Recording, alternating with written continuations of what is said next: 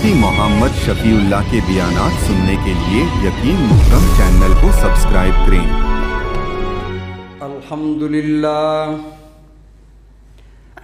الحمدللہ وکفا وسلام علی عبادہ الذین اصطفیٰ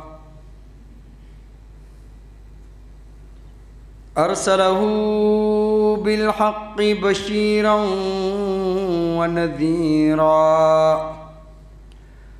وداعیا الی اللہ بإذنہ وسراجا منیرا۔ وقال اللہ تبارک وتعالی فی الکلام المجید والفرقان الحمید۔ اعوذ باللہ من الشیطان الرجیم، بسم اللہ الرحمن الرحیم۔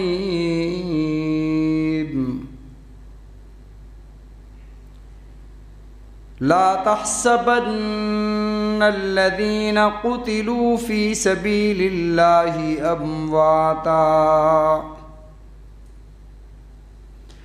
بل احیاء عند ربهم یرزقون۔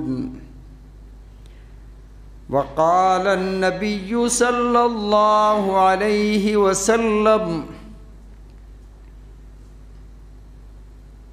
الجہاد ماض الی یوم القیامہ۔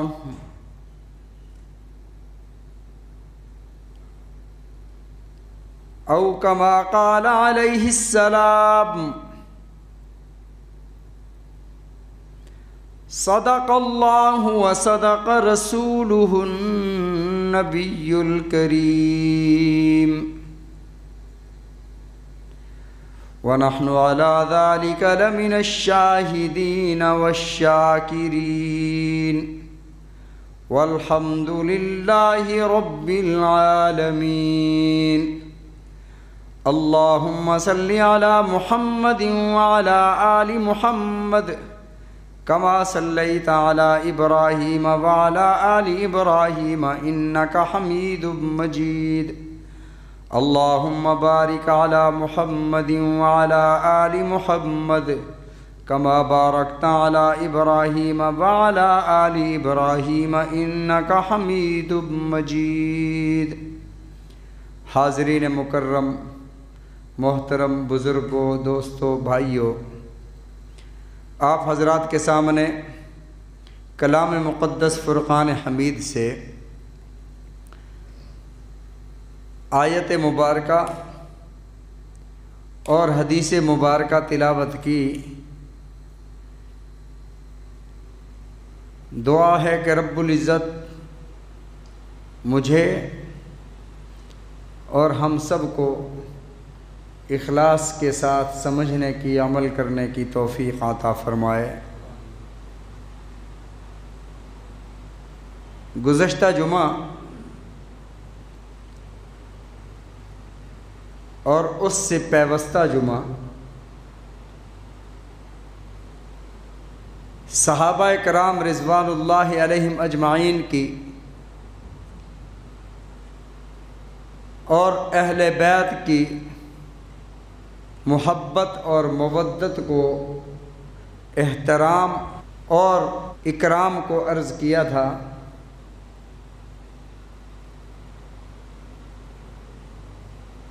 آج کے مختصر وقت میں آپ حضرات کے سامنے حضرت حسن رضی اللہ تعالی عنہ کا حضرت امیر معاویہ رضی اللہ تعالی عنہ کو اپنی خلافت سونپ دینا، سپرد کر دینا،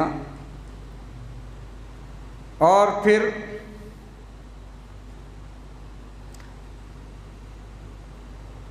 حضرت امیر معاویہ رضی اللہ تعالی عنہ کا اپنے بیٹے یزید کے لیے ولی عہد ہونے کا اعلان کرنا، پھر حضرت علی رضی اللہ تعالیٰ عنہ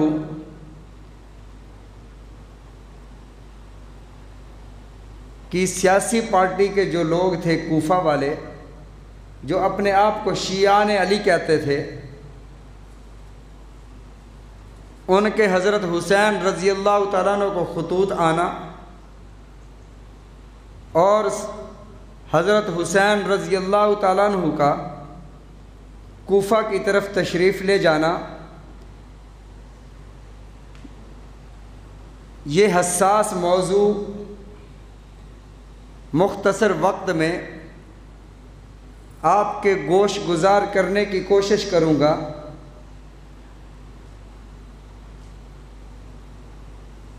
گزشتہ جمعہ ہم یہاں تک پہنچے کہ حضرت علی المرتضیٰ رضی اللہ تعالیٰ عنہ کے شہادت کے بعد حضرت حسن رضی اللہ تعالیٰ عنہ کو خلیفہ بنایا گیا،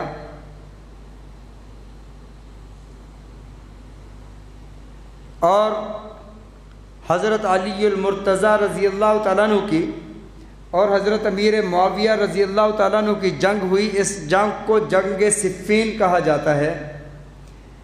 یہ کفر اور اسلام کی جنگ نہیں تھی، دونوں طرف مجاہدین مسلمان تھے، اور یہ بھی میں نے گزشتہ جمعہ عرض کیا تھا کہ حضرت علی المرتضیٰ رضی اللہ تعالیٰ عنہ نے حضرت امیر معاویہ رضی اللہ تعالیٰ عنہ کے ساتھیوں کے نماز جنازے بھی پڑھائے، اور ان مقتولین، ان شہداء کی کفن دفن کا بھی انتظام کیا، اور ساتھ اپنے ساتھیوں میں اعلان فرمایا کہ لوگوں،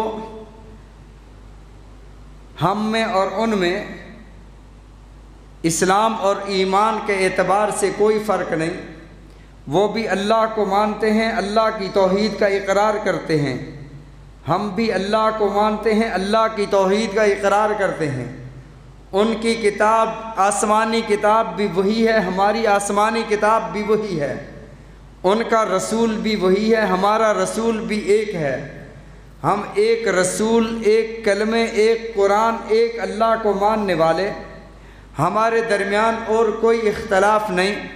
وَمَا اخْتَلَفْنَا إِلَّا فِي دَمِ عثمان، ہاں حضرت عثمان غنی رضی اللہ تعالیٰ عنہ کے خون کا بدلہ لینے، ان کے قتل کا بدلہ لینے میں اختلاف ہوا ہے۔ وَنَحْنُ بَرِيءٌ مِّنْهُ، اور ہم اس سے بری ہیں۔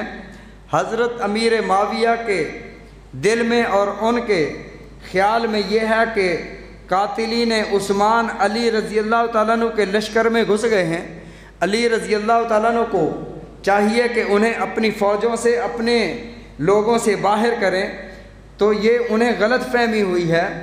میری صفوں میں عثمان غنی رضی اللہ تعالیٰ عنہ کے قاتلین موجود نہیں ہیں، لیکن ہمارے اختلاف کو کوئی کفر اور اسلام کا اختلاف نہ سمجھے۔ پھر حضرت حسن رضی اللہ تعالیٰ عنہ 6 مہینہ خلیفہ رہے ہیں۔ حضرت امیر معاویہ رضی اللہ تعالیٰ عنہ نے ایک خالی کاغذ پر سائن کر کے، دستخط کر کے بھیجے حضرت حسن رضی اللہ تعالیٰ عنہ کو کہ آپ کے والد محترم کو کوفہ کے شیعوں نے، کوفہ کے لوگ جو حضرت علی رضی اللہ تعالیٰ عنہ کی سیاسی پارٹی تھے، حضرت علی المرتضیٰ رضی اللہ تعالیٰ عنہ کے ساتھ تھے، جو آپ کے فوجی تھے، یہ اپنے آپ کو شیعان علی کہا کرتے تھے، تو انہوں نے ایک صاف سفید کاغذ پر سائن کیے، دستخط کیے، اور فرمایا کہ میرے رسول کا شہزادہ جو بھی شرائط لکھ دے گا، امیر معاویہ اسے آنکھیں بند کر کے مان لیں گے۔ حضرت حسن رضی اللہ تعالیٰ عنہ نے شرائط لکھی، شرائط لکھنے کے بعد وہ ان تک پہنچا، انہوں نے اس کو قبول کر لیا۔ پھر حضرت حسن رضی اللہ تعالیٰ عنہ کوفہ تشریف لے گئے۔ آپ تعجب میں پڑ جائیں گے کہ حضرت علی المرتضیٰ رضی اللہ تعالیٰ عنہ، حضرت عثمان غنی رضی اللہ تعالیٰ عنہ کی شہادت کے بعد حضرت عثمان غنی رضی اللہ تعالیٰ عنہ کی خلافت تک دارالخلافہ، دارالحکومہ مدینہ منورہ تھا، مدینۃ النبی تھا۔ حضرت علی رضی اللہ تعالیٰ عنہ نے مدینہ سے دارالحکومت کوفہ کی طرف منتقل فرمایا، اور کوفہ کے لوگوں کے بھاگ لگ گئے کہ جہاں دارالخلافہ اور دارالحکومت ہوتا ہے وہاں پر لوگوں کے لیے آسانیاں پیدا ہو جاتی ہیں، وہاں پر آمد و رفت کے ذرائع بڑھ جاتے ہیں، آمدنی بڑھ جاتی ہے، معیشت مضبوط ہو جاتی ہے، تو کوفی لوگ خوش ہوئے کہ دارالخلافہ یہاں منتقل ہوا۔ وہاں جا کر حضرت عبداللہ ابن مسعود رضی اللہ تعالیٰ عنہ نے ایک بہت بڑا مدرسہ قائم فرمایا۔ حضرت علی المرتضیٰ رضی اللہ تعالیٰ عنہ کو انہی شیعان علی نے کوفہ میں مسجد کے دروازے پر فجر کی نماز میں تشریف لاتے ہوئے شہید کر دیا۔ حضرت حسن رضی اللہ تعالیٰ عنہ اپنے والد کے بعد خلیفہ بنے ہیں۔ اگر خلافت نسل در نسل چلے، امامت نسل در نسل چلے، یہ جائز تو ہے، لیکن اس کو اہل سنت اچھا نہیں سمجھتے، کیونکہ حضرت ابو بکر صدیق، حضرت عمر فاروق رضی اللہ تعالیٰ عنہ، جیسا کہ میں نے پچھلے جمعے عرض کیا تھا، حضرت عثمان غنی رضی اللہ تعالیٰ عنہ، انہوں نے کسی اپنے کو خلافت یا امامت نہیں عطا فرمائی۔ حضرت علی المرتضیٰ رضی اللہ تعالیٰ عنہ سے پوچھا گیا کہ حضرت ہم آپ کے بعد آپ کے بیٹے حضرت حسن کے ہاتھ پر خلافت کی بیعت کر لیں، تو آپ نے فرمایا میں نہ اس کا حکم دیتا ہوں نہ میں تمہیں منع کرتا ہوں۔ اس کے باوجود اگر کسی نے والد کی وفات کے بعد، ان کی شہادت کے بعد بیٹے کے ہاتھ پر بیعت کر لی تو اجازت تو ہے، لیکن اس کو اچھا نہیں سمجھا گیا کہ خلافت نسل در نسل چلے۔ عشرہ مبشرہ میں حضرت سعید بن زید حضرت عمر رضی اللہ تعالیٰ عنہ کے بہنوئی ہیں، لیکن 6 بندوں کو ارکان کمیٹی میں شامل فرماتے ہیں، اپنے بہنوئی کو شامل نہیں فرماتے کہ اللہ کے سامنے یہ کیسے جواب دوں گا کہ میں اس کمیٹی میں اپنے رشتہ دار کو بھی شامل کر کے آیا تھا۔ تو حضرت علی المرتضیٰ رضی اللہ تعالیٰ عنہ کے بعد حضرت حسن خلیفہ بنتے ہیں، تو سفید کاغذ پر جب سائن ہو جاتے ہیں، شرائط طے ہو جاتی ہیں، تو کوفہ کی اس جامع مسجد میں، جس جامع مسجد کی بنیاد حسن کے بابا حضرت علی المرتضیٰ رضی اللہ تعالیٰ نے رکھی تھی، اس مسجد میں وہ ممبر بچھاتے ہیں جس ممبر کو علی المرتضیٰ رضی اللہ تعالیٰ نے بنایا تھا، اور ساتھ حضرت حسن بھی ہیں، حضرت حسین بھی ہیں، حضرت امیر معاویہ بھی ہیں، اور لوگ بھی ہیں۔ یہ تنہا نہیں ہے، اس مسجد کے اندر ایک جمع غفیر ہے، اور اس محفل میں حضرت علی المرتضیٰ رضی اللہ تعالیٰ عنہ کی فوجوں کا کمانڈر ان چیف حضرت قیس بن سعد بن عبادہ، حضرت قیس بن سعد بن عبادہ، سعد بن عبادہ وہ شخص ہیں، مکہ فتح ہوا تو رسول اللہ صلی اللہ علیہ وسلم نے جھنڈا سعد بن عبادہ کے ہاتھ میں دیا، انہوں نے نعرہ لگایا الیوم یوم الملحمہ، آج بدلے کا دن ہے، آج بیتیوں کا حساب لیا جائے گا۔ سمیہ کو 2 ٹکڑے کر دیے گئے تھے، آج اس کا حساب لیں گے۔ ابو سفیان جو اسی وقت مسلمان ہوئے تھے، اس سے پہلے وہ رضی اللہ نہیں تھے، اسلام لا کر رضی اللہ کا سرٹیفکیٹ پا گئے، نبی رحمت صلی اللہ علیہ وسلم کی خدمت میں حاضر ہوتے ہیں، عرض کرتے ہیں یا رسول اللہ ادھر سے آوازیں آ رہی ہیں الیوم یوم الملحمہ، آج بدلے کا دن ہے، آج بدلے چکانے کا دن ہے، آج پچھلی زیادتیوں کا سوال پوچھنے کا دن ہے۔ تو اللہ کے نبی صلی اللہ علیہ وسلم نے ارشاد فرمایا جھنڈا سعد بن عبادہ سے لے کر قیس کے ہاتھ میں دے دو، قیس بن عبادہ۔ یہ قیس بن عبادہ حضرت علی المرتضیٰ رضی اللہ تعالیٰ عنہ کی فوجوں کے سپہ سالار ہیں، کمانڈر ان چیف ہیں، حضرت قیس بن سعد بن عبادہ یہ بھی ساتھ بیٹھے ہوئے ہیں۔ تو حضرت حسین، حضرت حسن رضی اللہ تعالیٰ عنہ حضرت حسین کے بڑے بھائی ہیں، امیر معاویہ رضی اللہ تعالیٰ عنہ کے ہاتھ پر بیعت فرماتے ہیں، آپ نے ہماری شرائط مان لی، ہم نے آپ کی خلافت کو تسلیم کر لیا، میں اپنی خلافت آپ کے سپرد کرتا ہوں۔ پھر اپنے چھوٹے بھائی حضرت حسین کی طرف متوجہ ہو، حسین میں نے بیعت کر لی ہے امیر معاویہ کی، آپ بھی بیعت کرو، میں نے اپنا امام مان لیا ہے، تم بھی انہیں اپنا امام مان لو۔ حضرت حسین رضی اللہ تعالیٰ عنہ نے امیر معاویہ کے رضی اللہ تعالیٰ عنہ کے ہاتھ پر بیعت کر لی۔ پھر آپ نے قیس بن سعد بن عبادہ کو حکم دیا کہ اب آپ بیعت کریں۔ اب یہ قیس بن سعد یہ تو جنگ صفین میں حضرت امیر معاویہ کی فوجوں سے لڑتے رہے تھے، انہوں نے حضرت حسین کی طرف دیکھا تو حسین رضی اللہ تعالیٰ نے فرمایا قیس بایع، بیعت کر، فبایعت، میں نے بھی امیر معاویہ کی بیعت کر لی ہے، فإنہ امامی، اب امیر معاویہ میرے بھی امام ہیں، میرے بھائی حسن کے بھی امام ہیں، تو بھی بیعت کر لے۔ اب امیر معاویہ کی بیعت کر کے سارے اس کائنات میں اس دور کے لوگ سب نے بیعت کر لی ہے، امیر معاویہ کا اپنا امام مان لو، تو سب نے حضرت امیر معاویہ رضی اللہ تعالیٰ عنہ کو اپنا امام مان لیا۔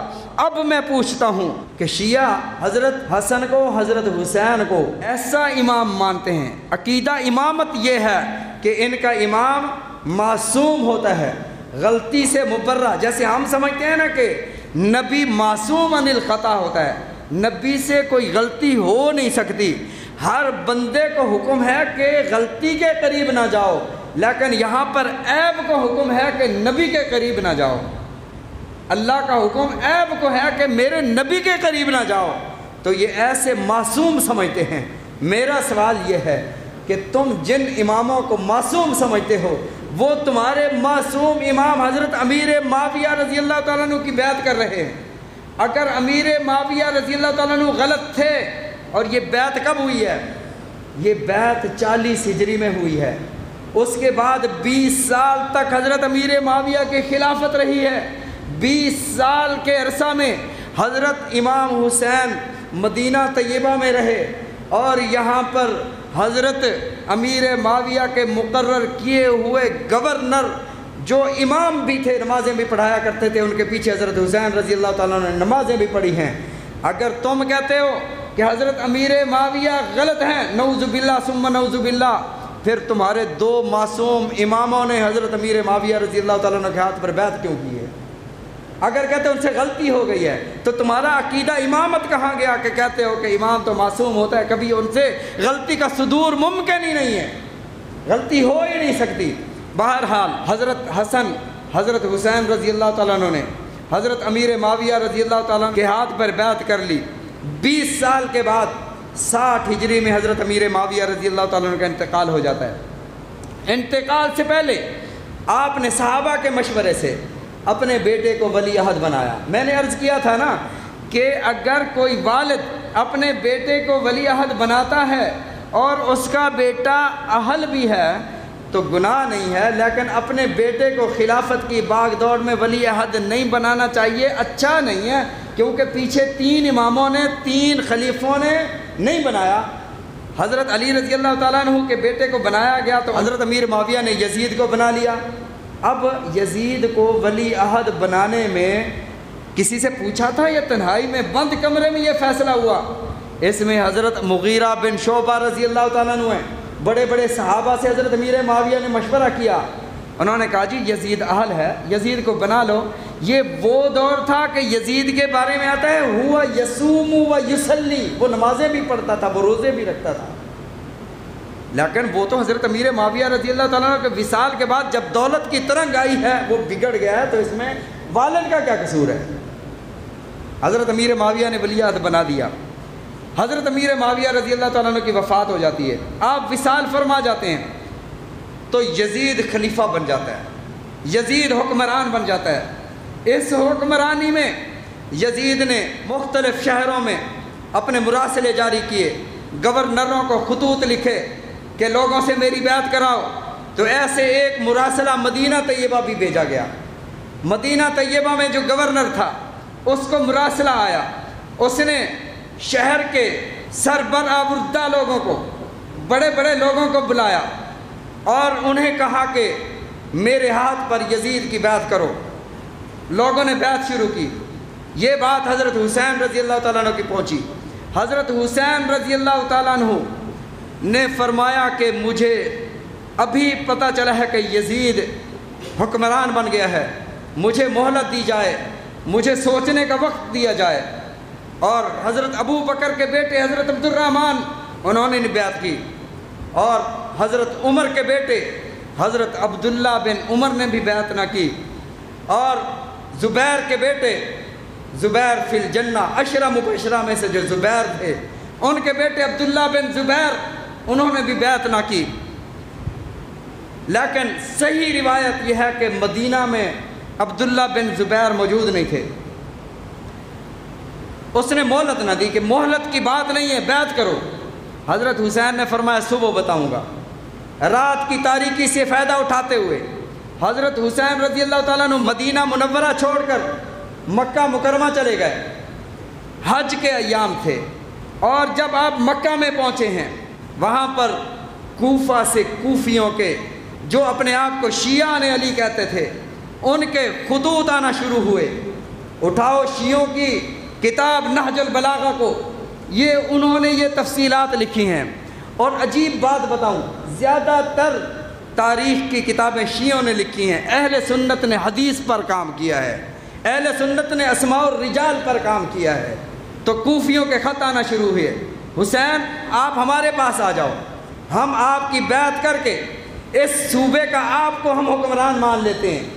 کوئی شیعہ دوست میری بات سن رہا ہو تو وہ اپنے ذاکروں سے پوچھے، اپنی کتابوں کے حوالے دیکھے، نہج البلاغہ دیکھے، ظفر عباس قمی کی کتاب جلال العیون دیکھے، ایران کے مکتبوں سے چھپی ہوئی کتابیں دیکھے، اس میں یہ تفصیل لکھی ہے کہ شیعہ علی نے کوفہ سے خطوط لکھے، اور ایک مورخ لکھتا ہے کہ خطوط کے بوریاں بھر گئیں۔ حضرت حسین رضی اللہ تعالیٰ عنہ جانے کے لیے تیار ہو گئے، حضرت حسین رضی اللہ عنہ تیار ہوئے تو لوگوں نے کہا حسین آپ ایسے نہ جاؤ، آپ کسی کو حالات معلوم کرنے کے لیے بھیجو۔ حضرت حسین رضی اللہ تعالیٰ عنہ نے حالات معلوم کرنے کے لیے جس شخصیت کا انتخاب فرمایا وہ آپ کے تایا زاد بھائی، آپ سے 10 سال بڑے ہیں عمر میں، مسلم بن عقیل کو بھیجا۔ مسلم بن عقیل جب جانے لگے تو 2 چھوٹے چھوٹے ان کے معصوم بچے بھی ضد کر گئے کہ ہم نے بھی آپ کے ساتھ جانا ہے، لیکن انہیں یہ نہیں پتا تھا کہ ہم مقتل کی طرف جا رہے ہیں، ہم قتل گاہ کی طرف جا رہے ہیں۔ یہ تو سوچ رہے تھے ہم حالات دیکھنے جا رہے ہیں۔ حضرت مسلم بن عقیل کوفہ پہنچے، 32,000 شیعہ علی جمع ہو گئے، اور انہوں نے حضرت مسلم بن عقیل کے ہاتھ پر موت کی بیعت کی۔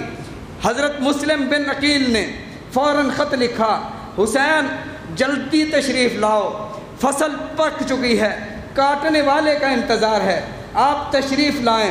قاصد وہاں سے خط یہاں پر لے کر آیا، اور ذی الحجہ کا مہینہ تھا، 8 ذی الحجہ کی تاریخ تھی۔ اگر کوئی یہاں پر آپ میں سے حاجی موجود ہے اسے پتہ ہے کہ 8 ذی الحجہ کو حج کا پہلا دن ہوتا ہے۔ اس دن حاجی احرام باندھ کر مینا کی طرف جاتے ہیں حج کرنے کے لیے، لیکن حضرت حسین رضی اللہ تعالیٰ نے رخت سفر باندھا اور کوفہ کی طرف روانہ ہونے لگے۔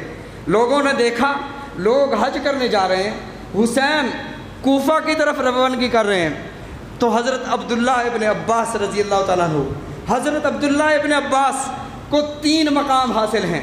حضرت حسین کے چچا ہیں، دوسرا مقام میرے آقا علیہ الصلوۃ والسلام نے انہیں تہجد کے وقت میں دعا فرمائی، اللہم علمہ الکتاب وفقہہ فی الدین، اللہ قرآن کا علم اسے عطا فرما دے، دین کی سمجھ عطا فرما دے۔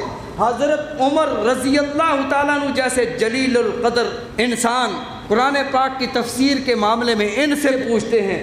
اور تیسرا رشتہ حضرت عبداللہ ابن عباس کا کہ حضرت علی رضی اللہ تعالیٰ عنہ کی فوجوں کے کمانڈر رہے تھے، یہ سامنے آ جاتے ہیں۔ آ کر حضرت حسین کی اونٹ کی مہار کو پکڑ لیتے ہیں، مہار کو پکڑ کر کہتے ہیں اے میرے بھتیجے میں تمہیں منع کرتا ہوں، یہ شیعان علی آپ کے والد سے بھی انہوں نے وفا نہ کی، انہوں نے مسجد آتے ہوئے آپ کے والد کو بھی شہید کیا، آپ کے بڑے بھائی کو بھی شہید کیا، آپ نہ جائیں، کوفیوں کے ان خطوط پر اعتماد نہ فرمائیں۔ حضرت حسین رضی اللہ تعالیٰ نے فرمایا اب میں نے ارادہ کر لیا ہے، اب میں نے ضرور جانا ہے۔ تو آپ کے یہ چچا فرماتے ہیں حسین اگر مجھے یہ تھوڑا سا اندازہ ہو جاتا، اگر مجھے تھوڑا سا یہ پتہ چل جاتا کہ میں اگر تیرے اونٹ کے سامنے لیٹ جاؤں تو رک جائے گا تو خدا کی قسم میں یہ بھی کر جاتا، میں تیرے اونٹ کے سامنے لیٹ جاتا، میں تجھے منع کرتا، لیکن میری بات پر تو رکتا نہیں ہے۔ پھر آج میں تجھے ایک پیشین گوئی کر رہا ہوں، تیری داڑھی کو خون سے رنگے ہوئے میں دیکھ رہا ہوں، یہ کوفیوں نے نہ تیرے والد سے وفا کی، نہ تیرے بھائی سے وفا کی، نہ تجھ سے وفا کریں گے۔ 8 ذی الحجہ کو حضرت حسین رضی اللہ تعالیٰ عنہ چلے جاتے ہیں۔ وہاں پر کیا معاملہ ہوا حضرت مسلم بن عقیل کے ساتھ؟ وہاں یہ ہوا 32,000 لوگوں نے آپ کے ہاتھ پر بیعت کر لی ہے، حضرت حسین رضی اللہ تعالیٰ عنہ کا انتظار ہو رہا ہے، اتنے میں یزید کو پتہ چل جاتا ہے کہ کوفہ میں بغاوت ہو گئی ہے، لوگ حضرت حسین یا مسلم بن عقیل کے ہاتھ پر بیعت کرنے پر تیار ہیں، وہ بیعت کر لیں گے۔ اس نے پہلے گورنر کو تبدیل کیا، عبید اللہ بن زیاد کو بھیجا۔ باقی انشاءاللہ العزیز اگلے جمعے ذکر کریں گے۔ اللہ تعالی ہم سب کو سمجھنے کی، عمل کرنے کی توفیق عطا فرمائے۔ رسول اللہ صلی اللہ علیہ وسلم کے فرامین سمجھنے کی، عمل کرنے کی توفیق عطا فرمائے۔ وآخر الدعوانا الحمدللہ۔